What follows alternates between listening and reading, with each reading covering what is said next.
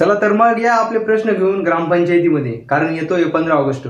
15 ऑगस्टला आपण नुसतं स्वातंत्र्य झालो नसतो, तर या दिवशी आपली ग्रामसभा सुद्धा असते गावाची. तर त्या दिवशी तुमच्या प्रश्न तुम्ही ग्रामसभेत मांडू शकता आणि आपल्या गावाचे विकास करू शकता.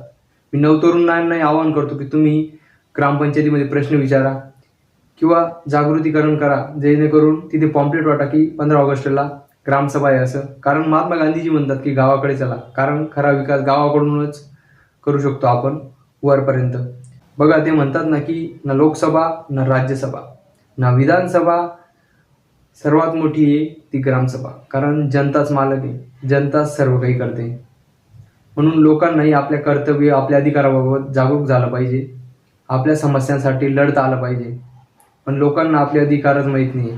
वर्षातून 4दा ग्रामसभा असतात, 26 जानेवारीला, 1 मेला, 2 ऑक्टोबरला आणि 15 ऑगस्टला. पण 2 ऑक्टोबरला 2018 पासून बंद झाली आहे. ते आर्थिक वर्षाच्या पहिल्या हप्त्यात घ्यायला लावलेली सरकारने. म्हणजे वर्षातून अशाही 4 ग्रामसभा होतात, पण लोक माहीतच नाही. कारण ग्रामपंचायतीचे सदस्य किंवा सरपंच काय करतात, ते व्हिडिओला लिहून देऊन देतात की आम्ही ते घ्यायला तयार होतो, पण लोक चाली नाही असं. कारण लोकांना माहीतच नसते ना की ग्रामसभा आहे बा असं. पण त्याआधी ही ग्रामपंचायतीने गावामध्ये दवंडी पिटली पाहिजे किंवा नोटीस लावली पाहिजे की आम्ही ग्रामसभा घेणार आहोत असं. लोकांना माहीतच नसतं ना, त्यांचंही काम आहे. आणि लोकांनी जागरूक राहणं हे लोकांचंही काम आहे. वंदे मातरम. जय हिंद.